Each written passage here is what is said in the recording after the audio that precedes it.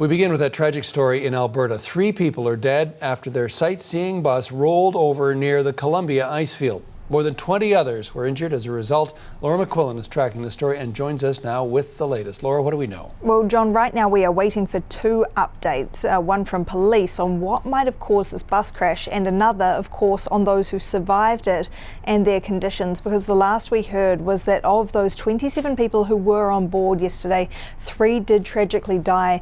The other 24 all injured, all taken to hospital, and 14 of them have life-threatening injuries. Now, while we wait for that update, some details we do know: this bus having rolled off a very steep gravel road about 1 p.m. It's a road up to the glacier at the ice field there at Jasper National Park. It's standard for the bus to go up there, an off-road bus, large tyres so it can take people onto the ice there to view it. We don't know the cause at this point or any details about what may have caused it, but we have spoken to a witness about what he saw in the aftermath. One of the snow tour buses, like not a regular tour bus, the big ones, was upside down and off the bank of kind of like the out road from the glacier. It was off to the left of the glacier, not on the actual glacier, but just a side road.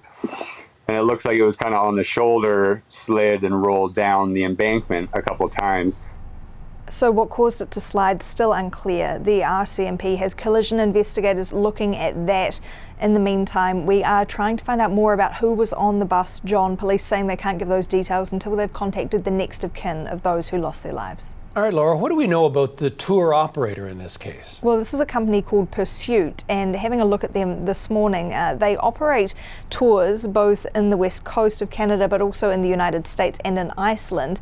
Here they were operating this tour bus, as you see in front of you. It's called an Ice Explorer, and they confirmed to us that that bus was in use. They sent us a statement, very brief, few details otherwise on what went on yesterday, saying that they'll provide additional details as they become available. They said their immediate concern is with those injured and their families, and that they were helping the efforts of first responders. In terms of that bus we were just showing you, it can transport up to 56 people up to the glacier, but it was operating at half capacity because of restrictions due to the pandemic.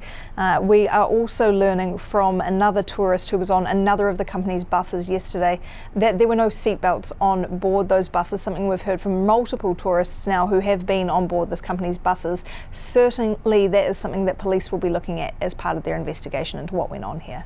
Thanks for this, Laura.